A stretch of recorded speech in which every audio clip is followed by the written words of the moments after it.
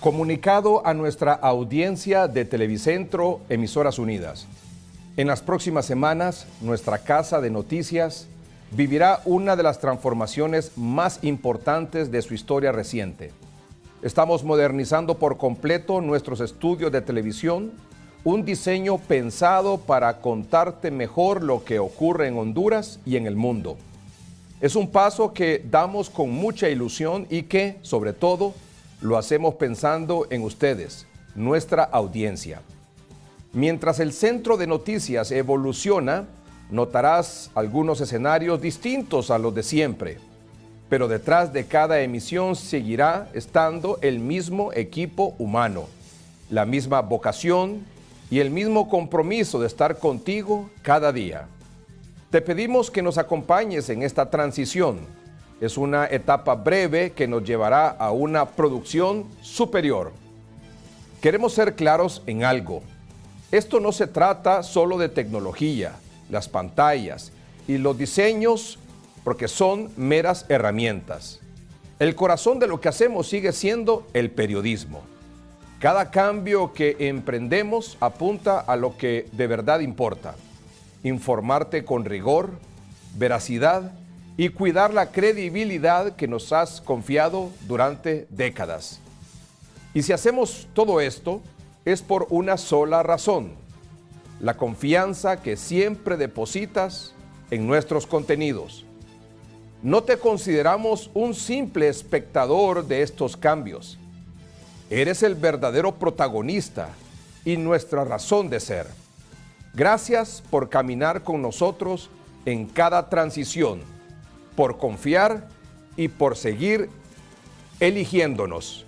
Tegucigalpa, Honduras, agosto 2026.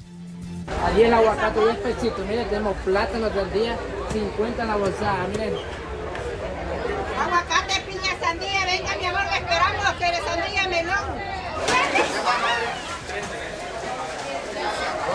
Está todo muy caro y hay gente que no come.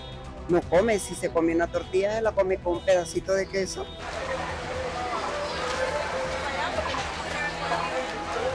Ahí vamos, que todo ha subido y a veces la verdura, lo más que el cliente es el que aguanta el golpe de todo lo que sube, porque a veces lo que sube no vuelve a bajar. Aquí en Honduras así es, lo que sube no vuelve a bajar.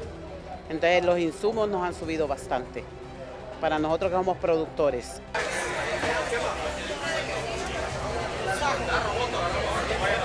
Saludos amigos de 3030, qué bueno que están con nosotros. Gracias siempre por su amable y gentil sintonía.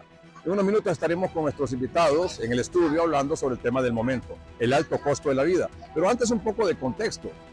Lo que está pasando desde hace aproximadamente ya casi 6 meses en el mundo, a unos 13.000 kilómetros de distancia de Honduras, allá en Teherán, Irán, con la guerra, ha generado un aumento en los precios de los combustibles, del petróleo.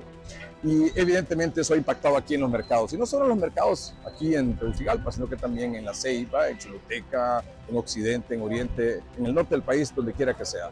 El alto costo de la vida impacta a todos casi por igual, por supuesto.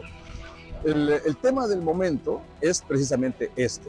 ¿Cómo hacen los clientes? ¿Cómo hacen los consumidores? Especialmente los clientes aquí en los mercados, por ejemplo, para poder comprar sus alimentos.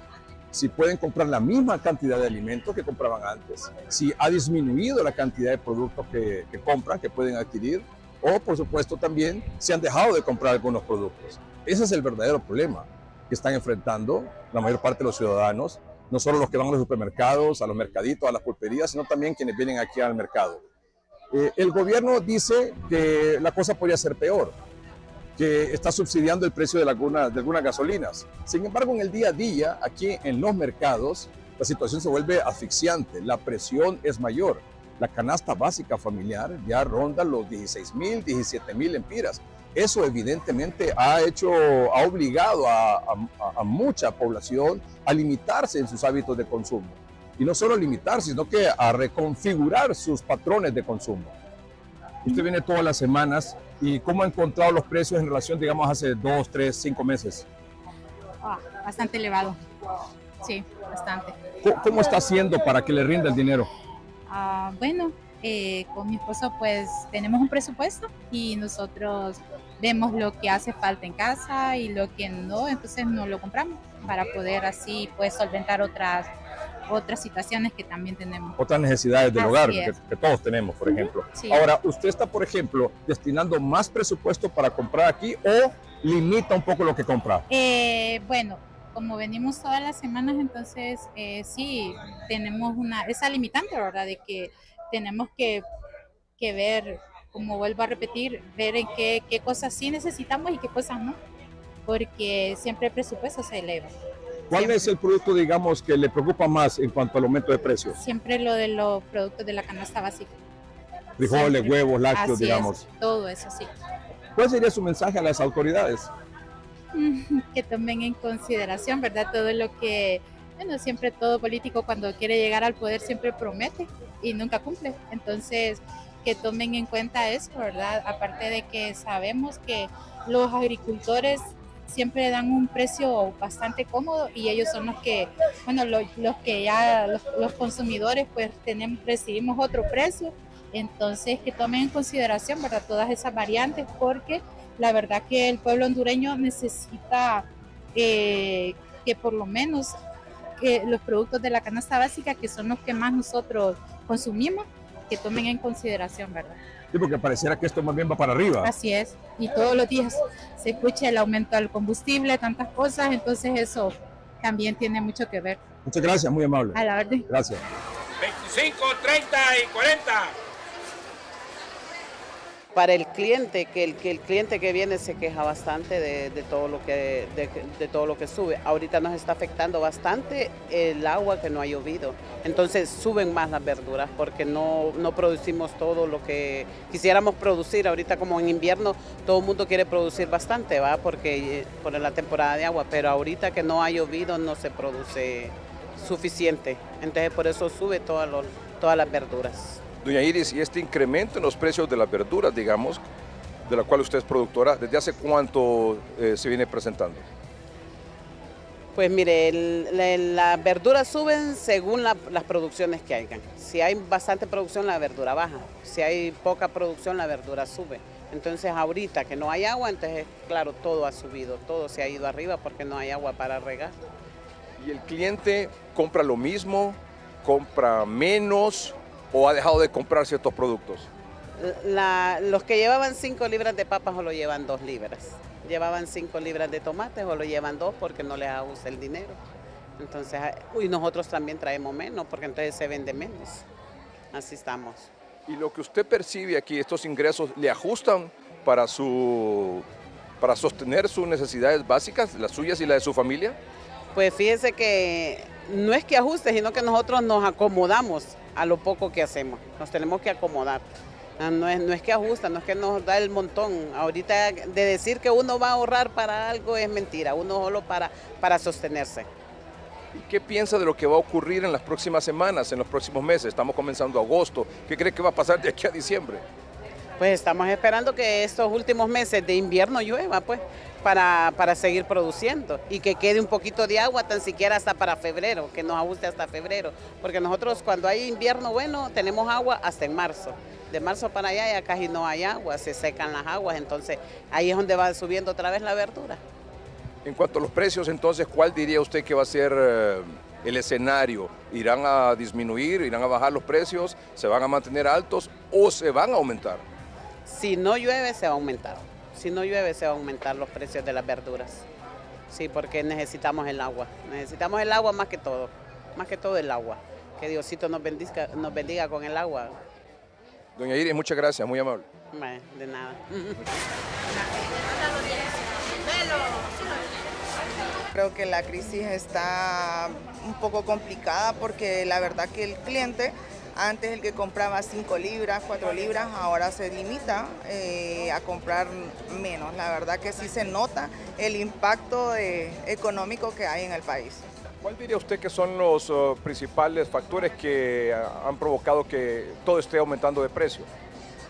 Una de las importantes es combustible e insumos. Insumos carísimos, o sea, creo que esa es una de las cosas que el gobierno se debe de enfocar porque los insumos nunca bajan. Los insumos una vez suben, no volvieron a bajar y por las nubes, tanto para la agricultura, para la ganadería, eso afecta bastante.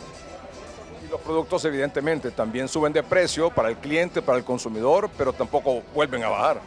Claro, o sea, todo es una cadena. Si el insumo está caro, el producto obviamente va a subir y este año todos los años tiende un invierno y verano, pero este año el verano fue complicadísimo y el invierno no se reflejó mucho porque de igual forma no ha llovido, en zonas que hay, por ejemplo nosotros el viernes anduvimos en Talanga, no ha llovido nada y en allá creo que son brisitas las que prácticamente han caído, entonces eso no nos ayuda a los ríos secos, entonces todo eso afecta, todo eso es una cadena y los insumos nada ha bajado, o sea, desde que subió eso nunca ha vuelto a bajar y están al doble, otros al triple del costo que antes se compraba. Estamos comenzando agosto, ¿qué cree que va a pasar en las próximas semanas o en los próximos meses con los precios de los productos? Viene feo, viene feo porque a esta altura, como le repito, no ha llovido nada. La leche ahorita todavía no sería tiempo de incremento y ya incrementó en unos sectores 50 centavos, en otros sectores un lempira. Entonces eso viene a impactar, ¿verdad?, aquí al consumidor final. ¿Cuál sería su mensaje, digamos, a las autoridades? Que nos apoyen en la cuestión de importaciones, exportaciones, porque la verdad que los insumos es una de las cosas que impactan más, aparte del combustible, ¿verdad? Creo que esos dos van de la mano. Apoyar al agricultor, al ganadero en cosas de insumos más que todo, porque eso sí afecta bastante, ¿vaya? Eso es lo que incrementa lo que es la leche, en el caso de nosotros, bolsas, sal, o sea, todo eso es lo que hace que el incremento de los lácteos vaya para arriba. Muchas gracias, muy amable. Ok, estamos para servir. Todo está muy caro, muy caro. Lo único que encontré barato ahorita fue el culantro de pata, pero de ahí todo ha subido mucho de precio. ¿Cómo están haciendo con este aumento en los precios de la comida? ¿Cómo lo hacen en su casa? ¿Cómo hacen con el presupuesto? Tratando de, si le echábamos un mazo de culantro, ahora le echamos la mitad. Si le echábamos 2 patastas, ahora le ponemos 1, porque no se puede. Está exageradamente caro y si son las carnes, pescados y todo eso está carísimo. Debería el gobierno de ver cómo hace para mejorar los precios para la gente de muy bajos ingresos, porque está todo muy caro y hay gente que no come. Si se come una tortilla, se la come con un pedacito de queso a la mitad del día para no hacer los 3 tiempos de comida. Está bien difícil la situación. ¿Cuál es el producto que le preocupa más a usted el alza de los precios? Por ejemplo, las carnes, ¿no? Y las verduras, porque las verduras se consumen a diario. Está exagerado. Es que todo ha subido, el aceite, los huevos, todo está carísimo. Y los huevos tienen una calidad pésima, porque antes compraba unos huevos que tenía la yema durita y la clara espesa y ahora son pura agua. Rarísimo eso, a ver qué le están poniendo. O de qué alimentan las gallinas. Y la cosa es que todo lo que sube después no baja. Y todo lo que sube no baja. Nada baja. Aquí todo sube. Lo que bajamos es de libras. Muchas gracias, muy amable. A la orden. Éxitos. Muchas gracias.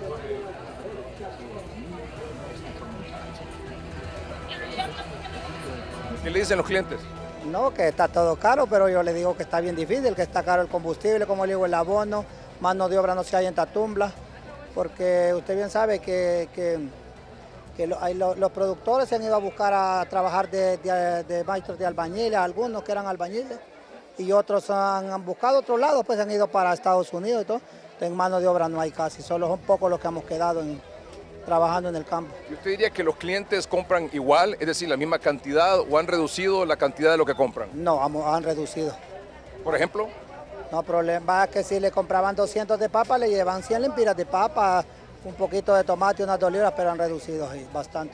O sea que se ha reducido la capacidad adquisitiva de la familia hondureña. Es decir, lo que antes se compraba con 1000 lempiras, ahora se compra con 2000 lempiras.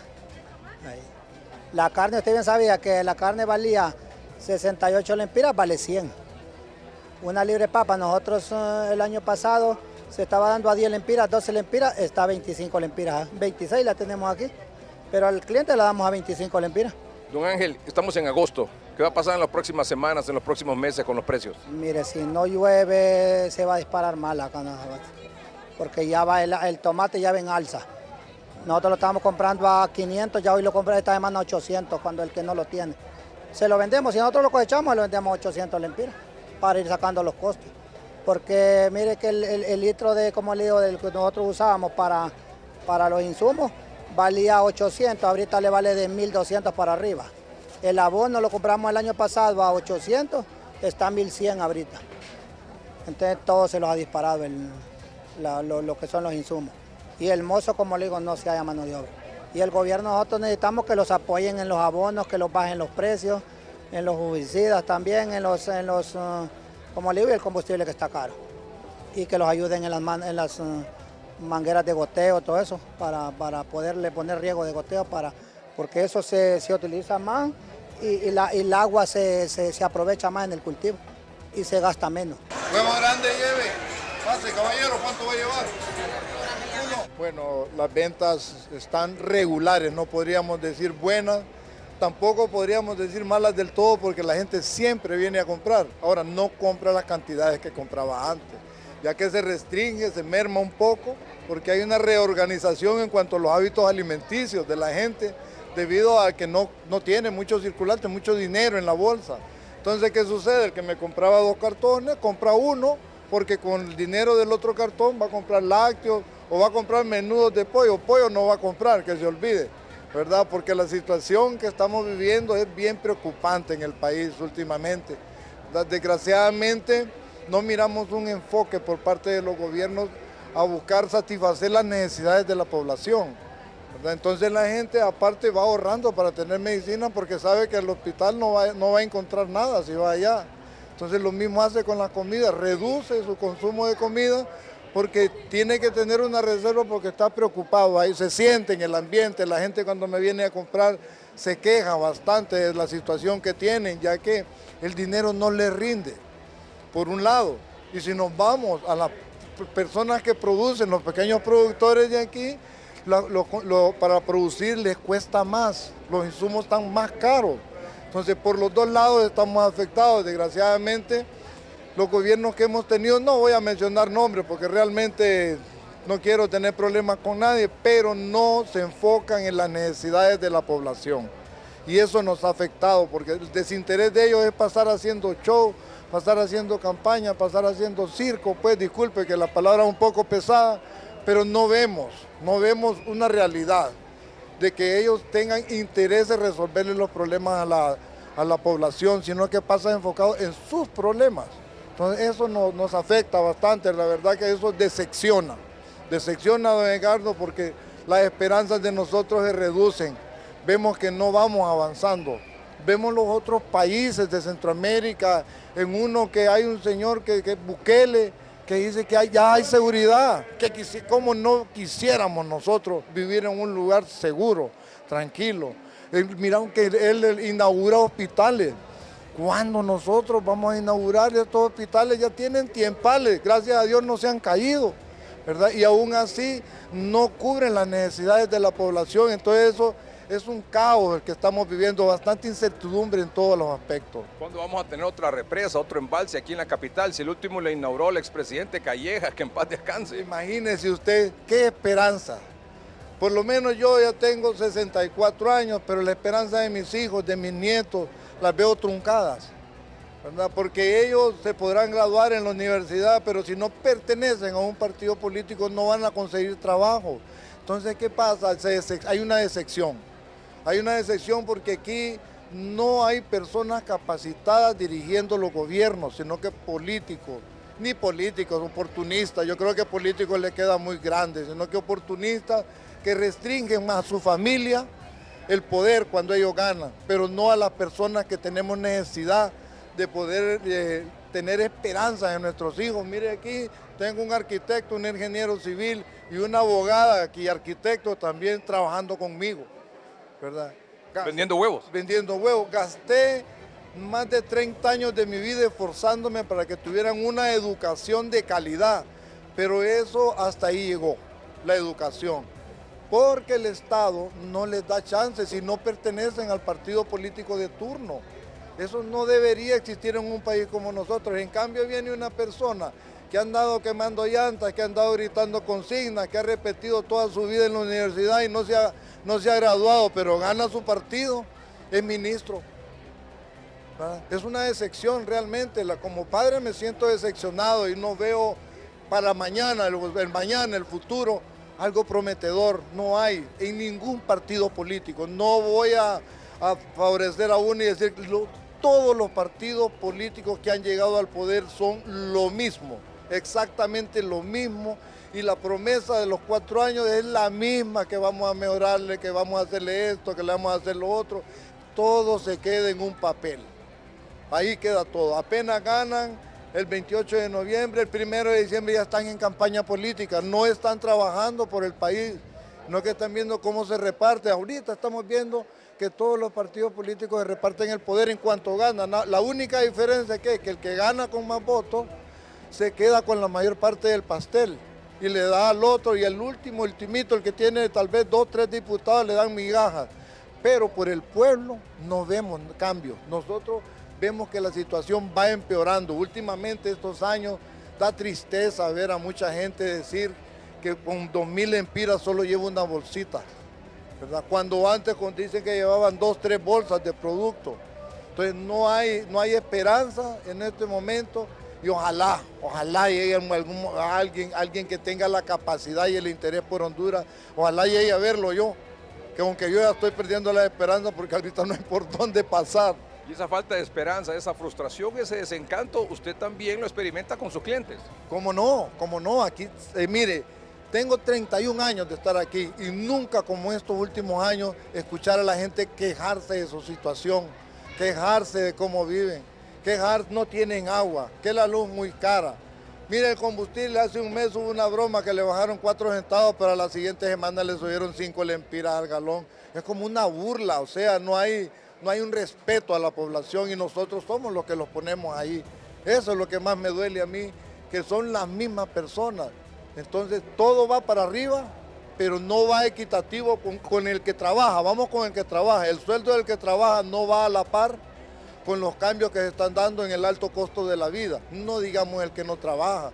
Honduras no es una fuente de empleo, ¿va? El gobierno no debería estar contratando gente por activismo político. El gobierno debería estar incentivando, a mi manera de ver, yo no soy estudiado, pero a mi manera de ver debería de incentivar a las empresas para que éstas abran fuentes de empleo, porque eso es lo que se necesita. Aquí peleamos mucho por tonteras.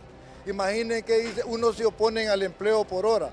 ¿Quiénes se oponen al empleo por hora? Y que con mucho respeto se los digo, personas que nunca han trabajado.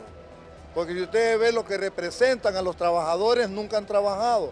Entonces generan polémica. Yo les voy a decir algo, si a mí por 4 horas de trabajo me pagan un sueldo, pues por 4 horas de trabajo tenga derecho yo a la mitad de lo que es el seguro, de lo que es el acceso a los bienes que da el empleo. Pero tiene un ingreso. Pero tengo con qué comer, caro y todo, pero tengo algo en la bolsa y puedo decidir y poder administrar esos poquitos que me van a dar. Pero se oponen, entonces ¿para dónde estamos? Estamos comenzando agosto. ¿Qué cree usted que será el escenario, por ejemplo, en los precios de los productos, de la comida, de los huevos incluyendo, en los próximos meses? Todo va a seguir subiendo. Se lo digo desde ahorita y puede apuntar la fecha. Todo va a seguir subiendo.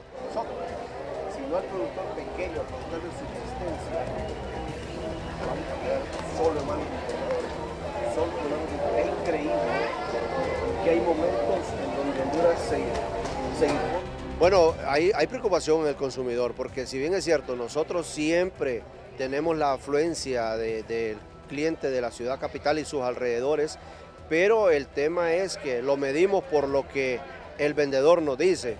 Estamos recibiendo la misma cantidad de consumidores o más consumidores, pero estamos vendiendo menos porque la capacidad de compra se está perdiendo. En Honduras, lamentablemente tenemos que decirlo, se pagan todos los compromisos que tenemos y con lo que sobra se compra la comida. Y si cada vez sube el combustible, sube la luz, suben las colegiaturas, sube el internet, sube todo lo demás. Los medicamentos. Los medicamentos. Entonces cada vez va sobrando menos y va sobrando menos para comprar la comida, porque los sueldos siguen siendo los mismos todos los meses. O sea que el cliente, digamos, habrá un porcentaje que probablemente sea el menor, que puede destinar un poco más de presupuesto para comprar lo que siempre compra, pero otros compran menos, o también la mayoría deja de comprar ciertos productos. Es así, y los que hemos perdido la capacidad de compra somos la mayoría, ¿verdad? Porque aquellas personas que tienen otro tipo de ingreso por negocio, porque trabajan en lugares en donde tienen buenos sueldos, pero el hogar... El promedio, ¿no? El promedio en general lo que hace es cambiar sus hábitos de consumo, sus patrones de consumo. Bueno, definitivamente, mire, en Honduras, gran segmento estamos únicamente comiendo, no nos estamos nutriendo. Y aparte de eso, muchos productos han desaparecido. Antes era normal que la gente decía, bueno, el domingo vamos a hacer sopa, o de red, o de mondongo. Ahora se limitan a comprar menudos de pollo o un pollo para hacer una sopa de pollo. Para muchos hogares hondureños ya comer carne es un lujo. Comerse una libra de queso, de quesillo, ya es un lujo.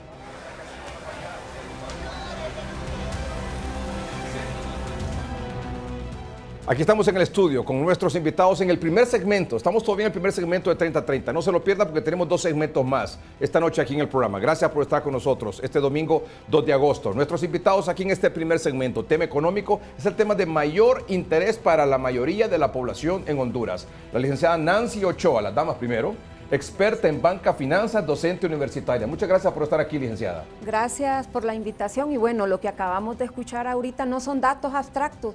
Esta gente lo que ha compartido es la radiografía de su día a día, de su presupuesto, y qué interesante escuchar de las mismas personas. Ahí habían productores, comerciantes, sobre todo amas de casa, y nos están contando a viva voz cómo están viviendo en sus hogares, cómo están sufriendo el impacto de factores externos, de factores internos, y tienen claro cuál es el problema raíz. Ahí mapearon desde cambio climático, cómo está afectando el incremento de los combustibles, el tema de los insumos. Ellos mismos proponen o hacen propuestas para que el gobierno de alguna forma mitigue esta situación que es alarmante en el sentido que estamos observando un incremento hasta cierto punto desproporcional en la canasta básica. Y sostenido. Exactamente. Y como todos dijeron ahí, apuntémoslo, me dijo un señor, esto va para arriba. O sea, va a seguir aumentando, sí, va peor. Sumado a eso, no hay esperanzas de que la situación cambie. El licenciado Mario Palma Guillén es oficial de política económica del COEP. Él, como un estudioso, conocedor de estos temas, trae unas gráficas realmente impresionantes, pero estoy seguro que estas gráficas reflejan exactamente lo que hemos visto y hemos escuchado. Sí, muy buenas noches, licenciado Melgar, un gusto estar con distinguidos invitados que saben de economía, ¿verdad? Ya después de ese reportaje que usted está presentando es sumamente complejo hablar de ese tema, pero nos llama la atención, como Nancy muy bien lo mencionó, el tema del aumento de costos de producción, y que lo que se avisora es que como las razones son el tema de aumento de carburantes por el conflicto y el problema climático, que es fundamental en Honduras, ¿verdad? Porque esos dos se vuelven ya problemas estructurales. Entonces lo que se prevé, o lo que se llama en economía expectativas futuras, es que van a seguir aumentando. Me llama la atención también cuando se menciona la falta de mano de obra en el campo. Eso es sumamente importante, ¿verdad? Y un tema muy relevante cuando ellos hablan de incentivar la producción. Eso es muy, muy relevante. ¿Por qué? Porque una forma de disminuir costos es, especialmente de precios, es aumentar oferta, aumentando producción. Licenciado Obed García, director de Gobernanza Económica de la Asociación para una Sociedad Más Justa. ¿Qué le llamó la atención? ¿Qué le impresionó?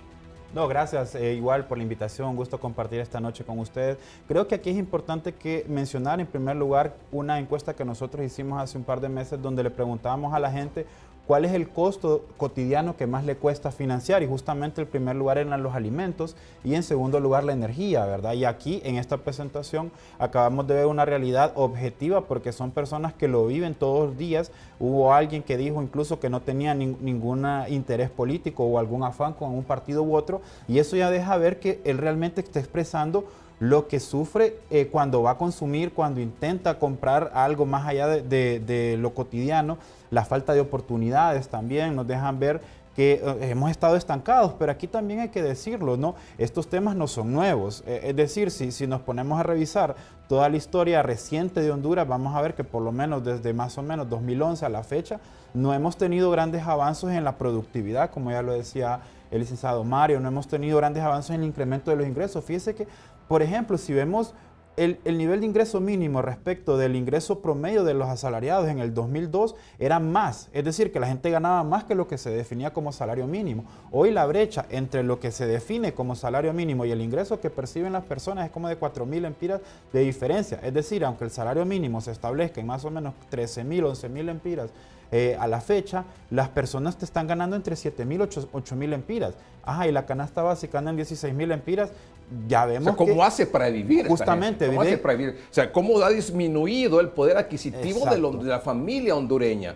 Y este tema es para quien percibe ingresos. Sí, correcto. ¿Y qué podemos decir del desempleado, del que no tiene empleo? Esta es una situación realmente tremenda. Vamos a hacer un corte comercial, permítanme por favor. Más adelante aquí en el programa, no se lo pierda, abastecimiento de agua aquí en la capital a partir de agosto, cada 9 días. Más adelante aquí en el programa.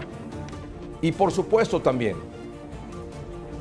hoy circuló ya en redes sociales, y también lo puedo mostrar ahí para ir al corte comercial. Hoy circuló en redes sociales ya imágenes de algunos restaurantes que están cerrando. Y usted, licenciado, trae una gráfica que precisamente calza perfectamente con no solo lo que hemos visto con el tema de los granos básicos, la reducción del poder adquisitivo, los problemas en la producción, etcétera, etcétera, sino cómo hoteles y restaurantes, esa actividad económica se ha desplomado del todo. Tremendo. Y hoy domingo, en redes sociales, ha circulado esta imagen, no sé si ustedes la han visto, de algunos restaurantes que están anunciando su cierre. Vamos a un corte comercial en el programa. En un momento continuamos.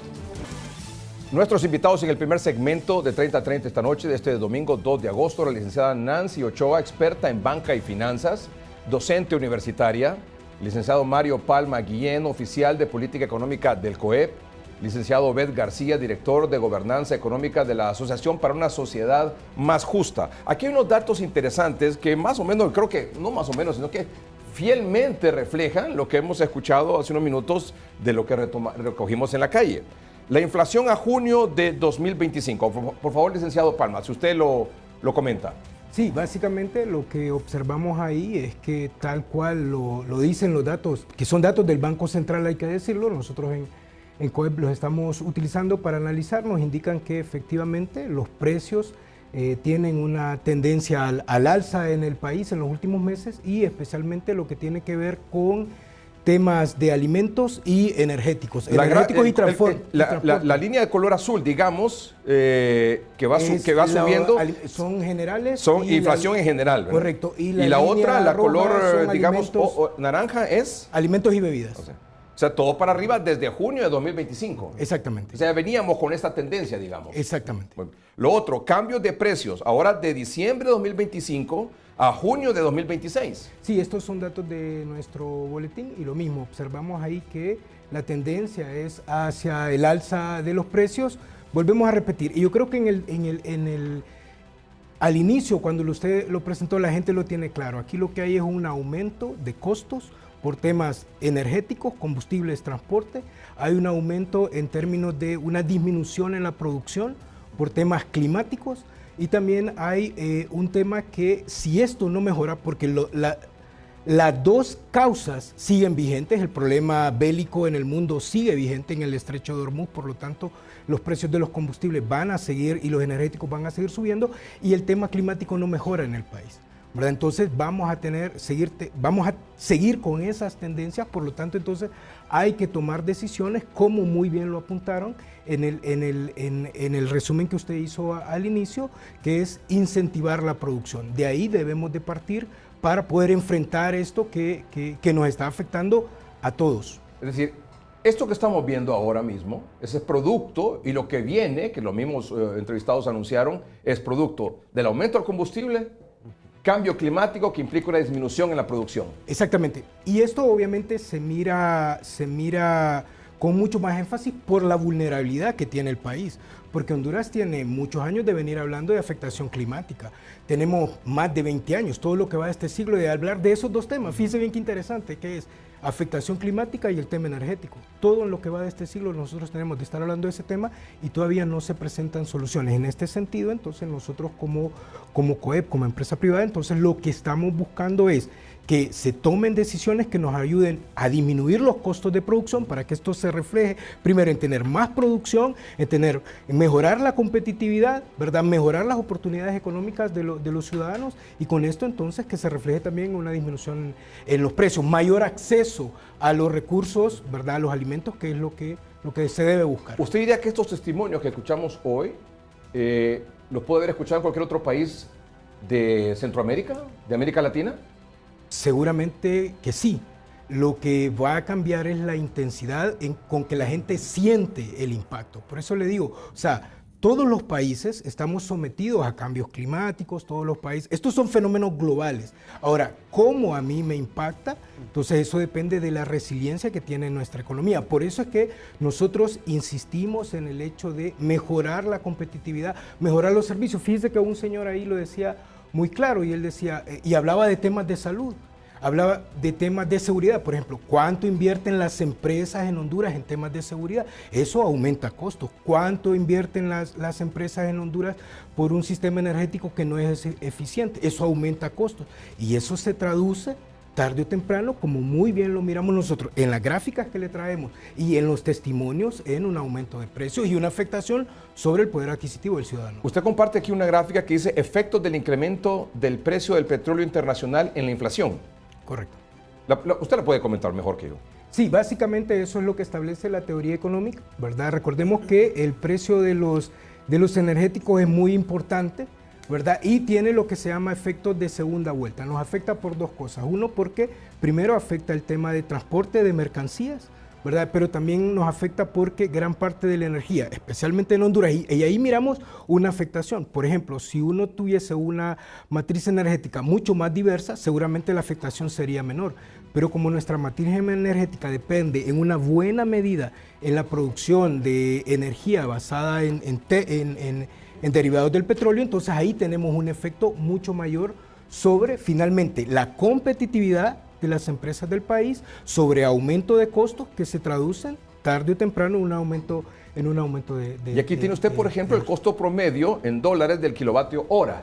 Sí. En Centroamérica. Correcto. Y digamos, el más caro está en Nicaragua, luego el segundo más caro está en Honduras, luego El Salvador, luego Costa Rica, Panamá y el más barato en Guatemala. Exactamente, esta solo es una referencia para que nosotros nos enteremos de... Nosotros competimos en el mundo por inversión.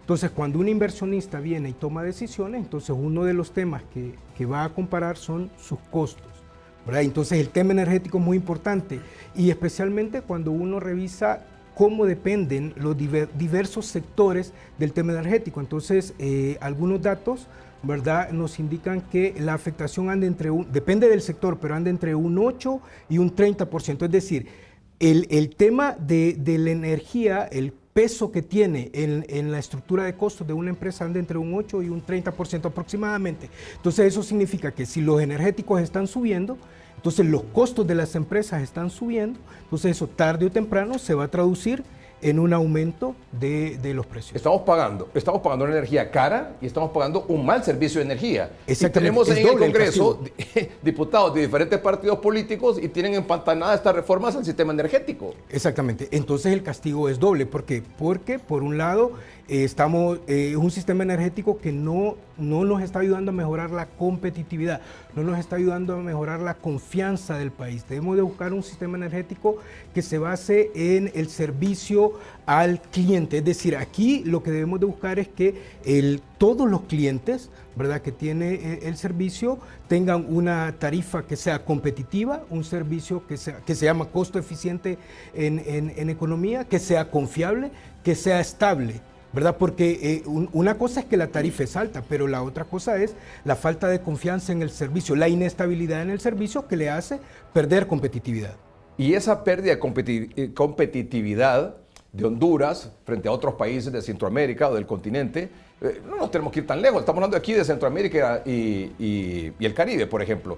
¿Repercute en una disminución en la inversión extranjera en el país? Definitivamente. Y aquí tiene usted esa gráfica. Inversión extranjera directa al primer trimestre de 2026.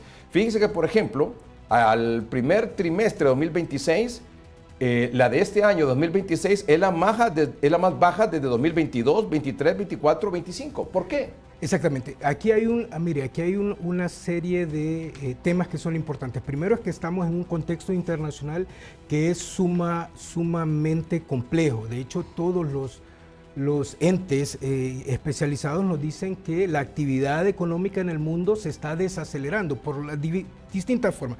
Primero, por los conflictos bélicos que hay que afectan la dinámica de comercio, la dinámica de costos, la dinámica de transporte de mercancías, y el otro tema tiene que ver con cambio climático. Esos dos grandes efectos que los ciudadanos que usted entrevistó identifican muy bien, es decir, todos sabemos cuál es el problema, porque en economía hay algo que es bien importante. Si usted quiere saber cómo un fenómeno cualquiera va a afectar a una familia, a una sociedad, tiene que saber cómo ese fenómeno va a afectar la economía. La gente lo tiene claro. La gente dice que hay un problema de aumento de costos de energía, hay un aumento de costos de transporte, de costos de combustible, hay un problema que tiene que ver con falta de agua, que es básicamente cambio climático. Eso hace que aumenten los costos, que disminuya la producción, y ante eso entonces usted lo que tiene, primero es un aumento de precios, y segundo es una disminución en las posibilidades económicas de las familias, ¿verdad? Porque algo que sí debemos de estar claros es que a medida que nosotros tenemos mayor actividad económica,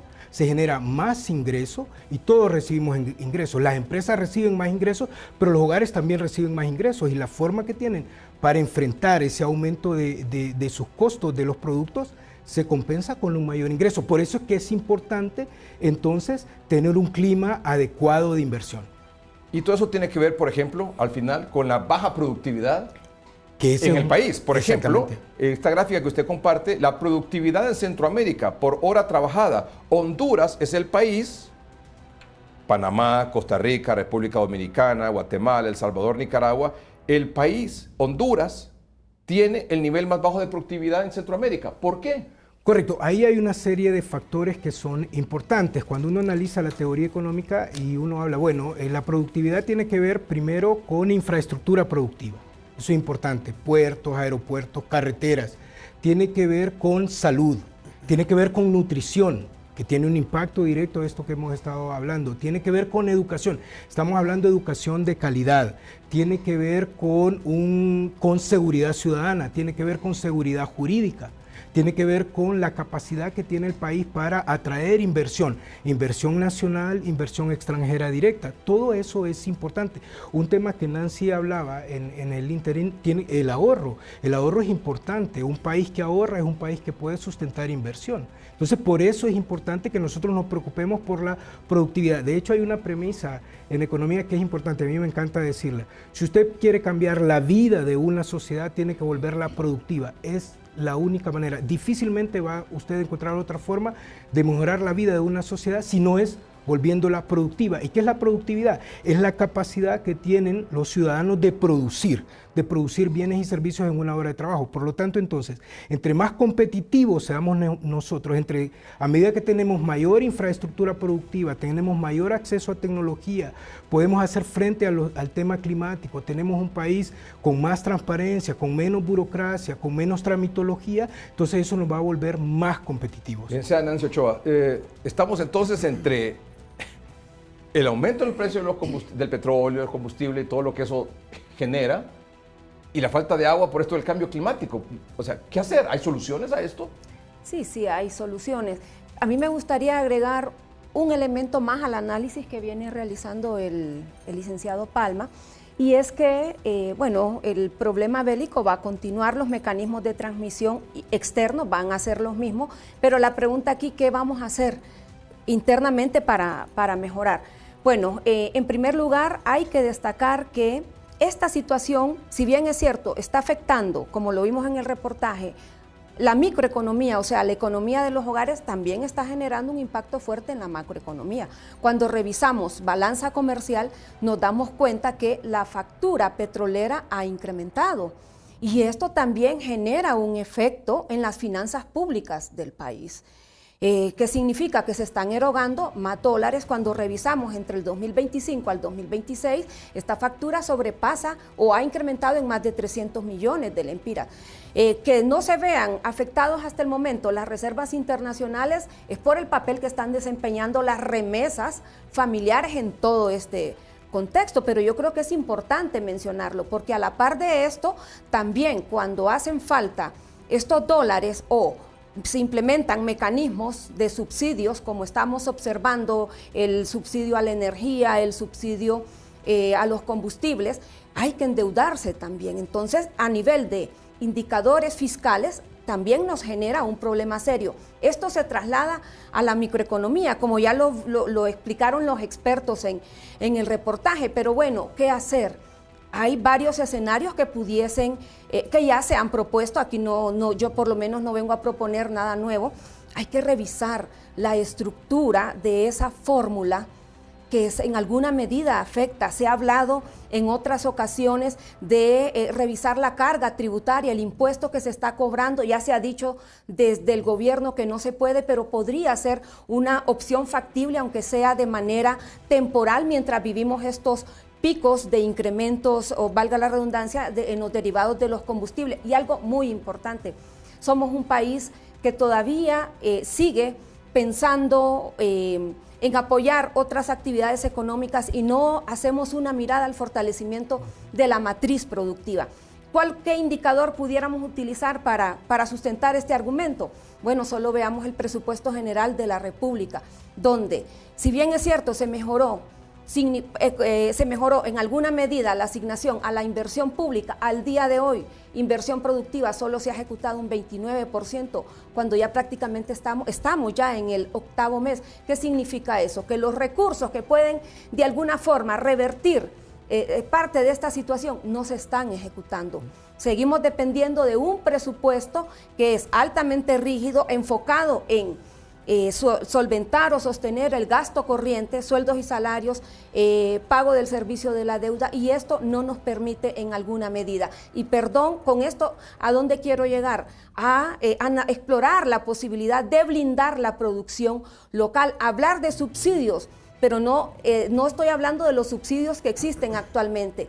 Los productores lo tienen claro, ellos no están pidiendo dinero, están pidiendo insumos. Es una forma de subsidiar la producción, están pidiendo otro tipo de complementos que pueda fortalecer el tema de la producción y la productividad, ¿sí? ¿Qué podemos hacer, licenciado García? Porque también la idea es aportar soluciones a esta situación, claro. Aportar propuestas a estos problemas. Bueno, mire, con el tema fiscal, por ejemplo, Chile maneja un tema de bandas, donde cuando los precios tienden a subir mucho, la carga tributaria baja. Entonces, aquí se ha hablado de eliminar, por ejemplo, el impuesto a los combustibles. Eliminar no es del todo correcto, siempre hay que hablar del tema de los impactos fiscales y todo el tema de la recaudación, pero sí se puede manejar en ese tema, en ese tramo de banda, donde si el precio empieza a subir, automáticamente el impuesto disminuye y eso permite que los costos, por lo tanto, también vayan disminuyendo. Lo otro para mí tiene que ver mucho con la lógica de desarrollo territorial, porque todo lo que las personas decían en el reportaje y todo lo que hemos hablado también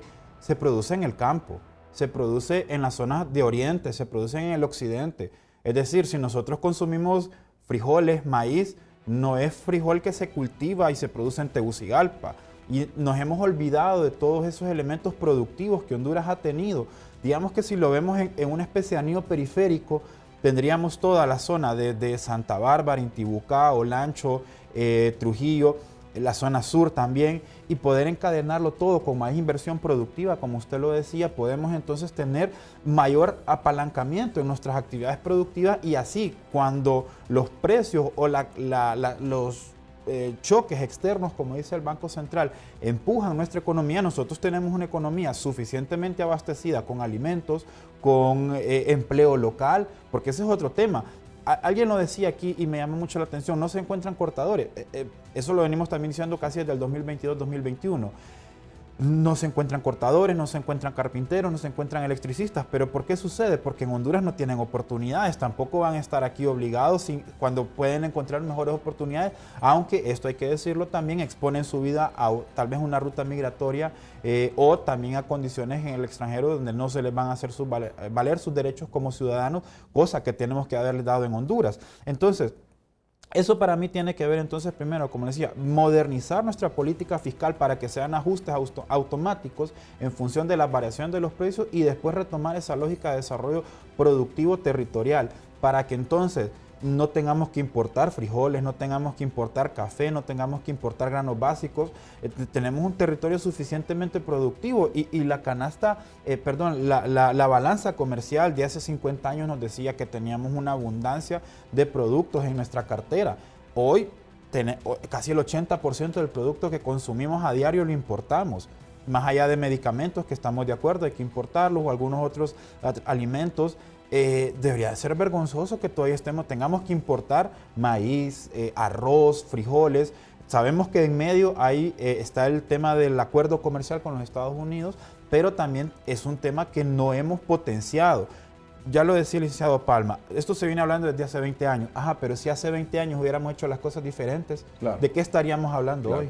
Es como que si hace 20 años hubiéramos comenzado a hacer una represa para la capital, una tercera. Justamente. Y la última se inauguró allá por 1993, 94. ¿verdad? Acababa de nacer ya. Imagínense. Bueno, muchas gracias, licenciada Nancy Ochoa, experta en banca y finanzas, docente universitaria, licenciado Mario Palma Guillén, oficial de política económica del Consejo Hondureño de la Empresa Privada, licenciado Obed García, director de gobernanza económica de la Asociación para una Sociedad Más Justa. Muchas gracias por estar con nosotros esta noche. Vamos a un corte comercial en el programa, pero cuando regresemos, aquí en la capital, atención, a partir de agosto, abastecimiento de agua cada 9 días en la capital. Ya volvemos. A partir de este mes de agosto, el abastecimiento, la distribución de agua aquí en la capital es cada 9 días. El ingeniero Gustavo Boquín es el gerente de la Unidad Municipal de Agua Potable y Saneamiento, conocido como UMAPS. Ingeniero, muchas gracias por acompañarnos, muy amable. ¿Qué tiene que decir sobre este abastecimiento de agua para la capital? ¿Ha cambiado en algo? Porque usted lo anunció creo que hace como unos 15 días lo anunció aquí en 3030. ¿Algo ha cambiado o definitivamente esto se mantiene? Hola Edgardo, buenas noches. Gracias por la oportunidad de dirigirme a todos los capitalinos. Sí, recordarás que hace 2 semanas que estuvimos ahí en tu programa, mostramos una gráfica y dimos información que indicaba que para los últimos días de agosto ya íbamos a tener un racionamiento serio o posiblemente el cierre de uno de los embalses. Sí. Entonces, la meta era alcanzar septiembre, que es donde está indicado por meteorología, tanto nacional como extranjera, que es donde vamos a tener 2 eventos significativos que pueden recargar las represas. Entonces, dicho eso, hemos tenido que pues aumentar a 9 días y con esto hemos pasado de finales de tener un abastecimiento que nos alcanzaría a finales de agosto, pasarlo a finales de septiembre. O sea, con esto estamos tratando de garantizarle a toda la capital que vamos a tener abasto suficiente en septiembre para poder esperar esas lluvias que tanto necesitamos. Pero con esto, Edgardo, no quiere decir que podemos empezar a usar agua a diestra y siniestra, sino que tenemos que mantenernos con el racionamiento, con la prudencia del uso del recurso, lo estamos racionando al máximo. Y estamos también tomando otras medidas para complementar la cantidad de agua que tenemos en los embalses. Es que precisamente lo que usted hace referencia es cierto, es decir, y lo vemos aquí a diario, por ejemplo, aquí en 3030 los domingos y en el noticiero hoy mismo hemos estado mostrando desde que comenzó esta crisis de agua en la capital, cómo los embalses han ido bajando su nivel diariamente. Es decir, la cantidad de agua es la misma.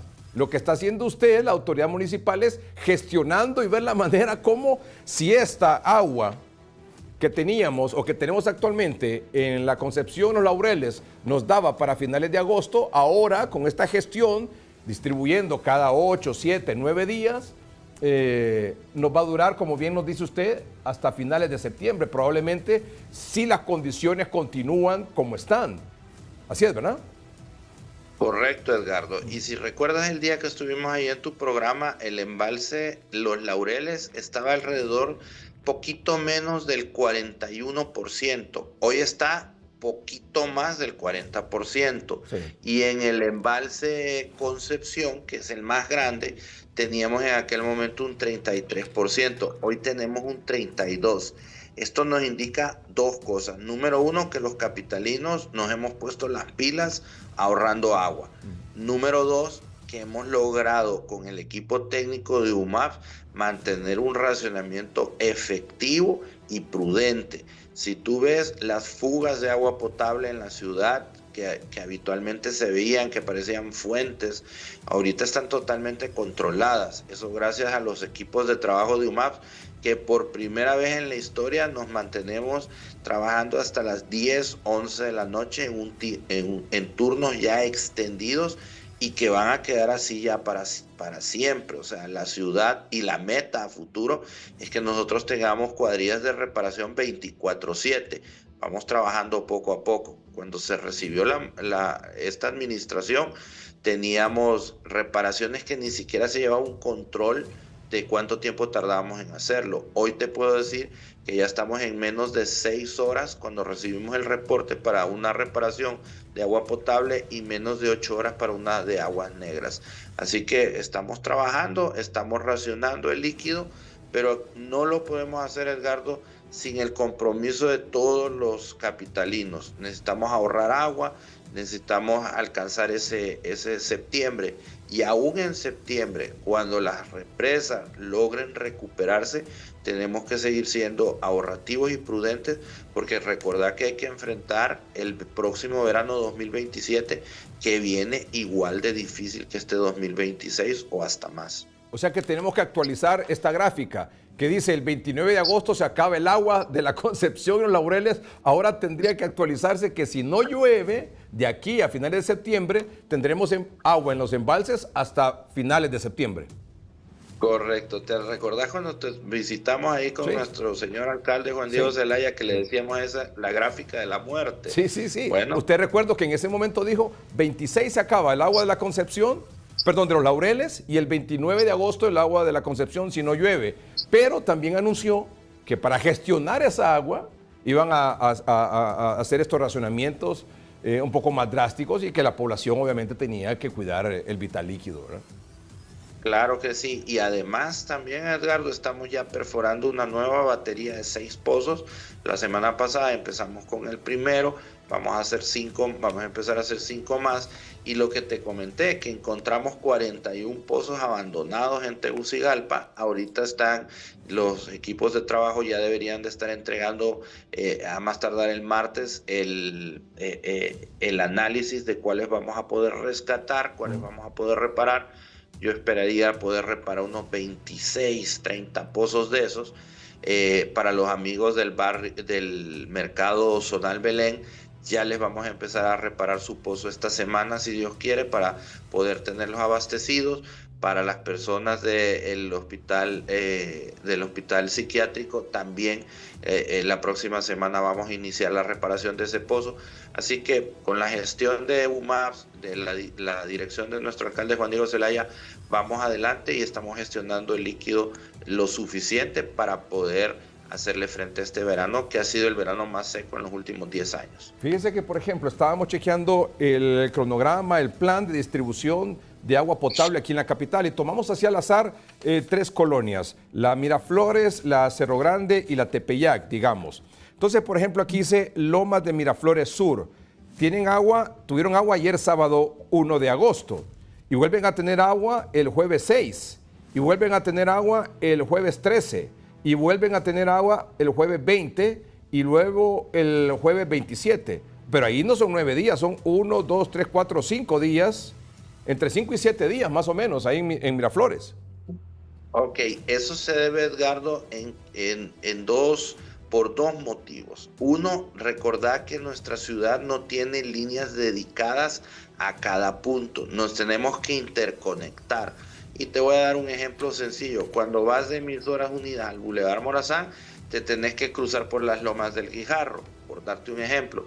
Entonces lo mismo pasa con las tuberías de agua. Cuando nosotros le tratamos de dar agua a la Tepeyac, pues hay que pasar por la parte baja del Boulevard Juan Pablo II. Esa parte va a tener agua. Entonces, por llamarlo de alguna forma, ellos son los suertudos de que están en una interconexión. Y por otro lado, Edgardo, darte una buena noticia. La fuente del Picacho se ha recuperado increíblemente. ¿Te acordás que estábamos hablando de 250 litros por segundo? Ahorita está produciendo 540 litros por segundo. Entonces, esa bendición que tenemos de la Tigra nos está ayudando, y esa agua no la podemos parar porque ahí no hay un embalse para almacenar. Esa la tenemos que usar. Entonces, la zona norte de la ciudad, todo lo que está conectado a la línea del Picacho, va a tener agua en promedio cada 5 o 6 días. Así que es parte de la ubicación geográfica donde se mantenga la gente. Lo dice usted, de los suertudos. Por ejemplo, aquí en la colonia Cerro Grande, bueno, no tuvieron agua ayer sábado, ni hoy domingo, ni lunes, ni martes, ni miércoles, ni jueves, ni viernes, sino que hasta el próximo sábado 8 de agosto. Y de ahí vuelven a tener agua hasta el 17 de agosto. Y de ahí vuelven a tener agua hasta el 26 de agosto. Aquí en la Cerro Grande, zona 4, bueno, en general, ¿verdad? Zona 3, zona 2. Aquí sí la cosa está un poco complicada, ingeniero. Sí, esa es la famosa línea 23, que ha sido un dolor de cabeza histórico para todo el departamento de operaciones de UMAP. Ahí estamos haciendo, tenemos planeado el próximo año hacer unos complementos de la línea y cambiar el diámetro de la línea para poder ofrecer un mejor servicio. Y esa línea no solo llega hasta Cerro Grande, Edgardo, esa línea llega casi, no dicho casi, hasta Prondeca. Entonces ahí también los amigos que están en esa zona pues son de los más sacrificados.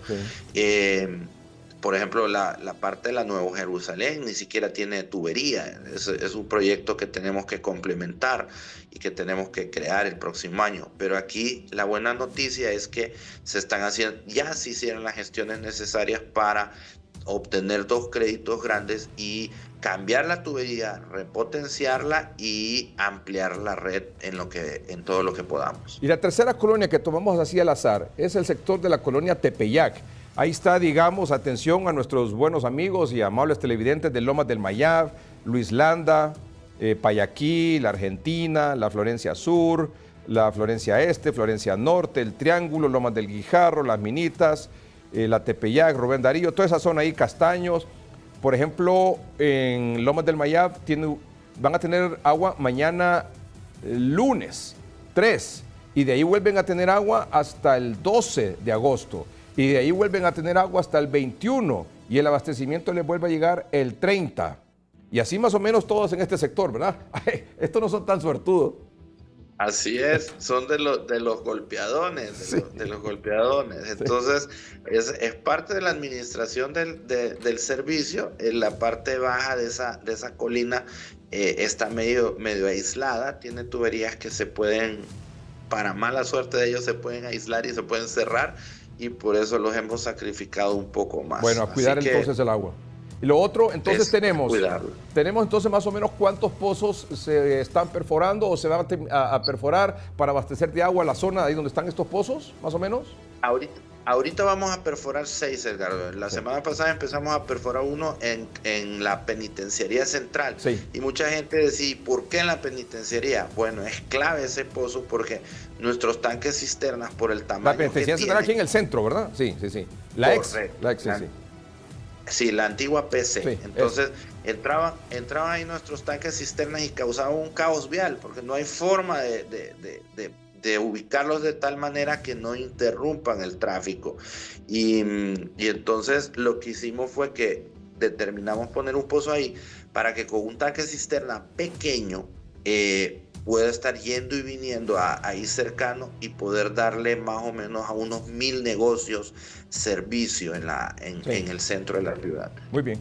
Ingeniero, hoy conversaba con don Francisco Argeñal, usted sabe que es experto en meteorología ahí de Copeco, y él me decía, mire, en agosto no va a llover, es decir, las condiciones son secas en agosto, Y si hay lluvias, las lluvias las estamos esperando para después del 10 de septiembre. Y las lluvias antes, pueden haber lluvias, pero lluvias muy débiles, muy de esas de leves a moderadas, chubascos, o sea, prácticamente nada. Pero las lluvias que estamos esperando, que tampoco van a ser así como intensas o torrenciales, esas lluvias las estamos esperando moderadas después del 10 de septiembre. O sea que más o menos ahí, como bien decía usted, la segunda quincena de septiembre la cosa pueda mejorar. Correcto, y Edgardo, yo quiero ser totalmente transparente con la ciudadanía. Ellos pueden consultar esta información porque es de acceso libre en internet y pueden hacer sus investigaciones y ver que realmente, y lo mostramos en tu programa hace 15 días, realmente lo que estamos haciendo es apostándole a dos eventos extraordinarios que estadísticamente se dan a final de septiembre y principios de octubre.